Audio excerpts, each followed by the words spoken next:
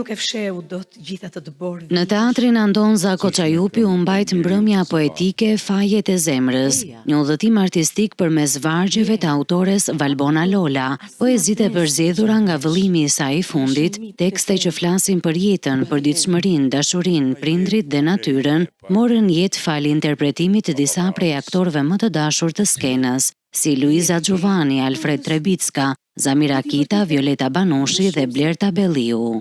Ajo është dëshmitare çdo dashurie pas një dritare. Vetë autoria Valbona Lola u shpreh se kjo mbrëmje ishte një takim i zemrave, ku poezia gjen rrugën drejt publikut përmes zërit të aktorëve, ndërsa aktori Alfred Trebicka theksoi se poezia e Lolës sjell një sinqeritet të rrallë. Mund të them që ndihem si në qiellin e shtatë, ndihem krenare padyshim, por mbi të gjitha shpresoj që të kem dhënë emocione të bukura të këtij gjithë.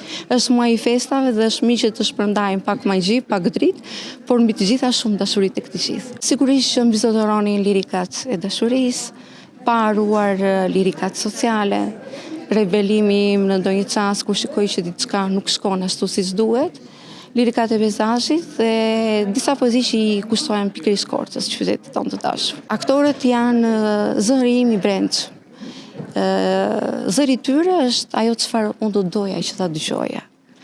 Unë flas me ta, unë ndjej me ta, unë interpretoj bashkë me ta kur ata recitojnë në skenë.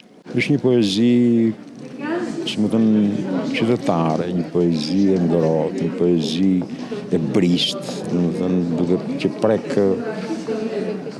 ato, le themi, elementet bazike të shoqërisë apo të qenies njerëzore, më thënë në raportet me nënën, në raportin me qytetin, me vendlidhjen, në raportin me prind fëmijë, babai, me vajzën, djali me nënën. Dashurit, pengjet, dhimbjet, gëzimet, domethënë dhe duke qenë e tillë është shumë e prekshme domethënë për çdo, për çdo lexues dhe për çdo dëgjues. Mbrëmja poetike Fajet e zemrës erdhi për publikun korçar si pjesë e kalendarit festiv të fundvitit.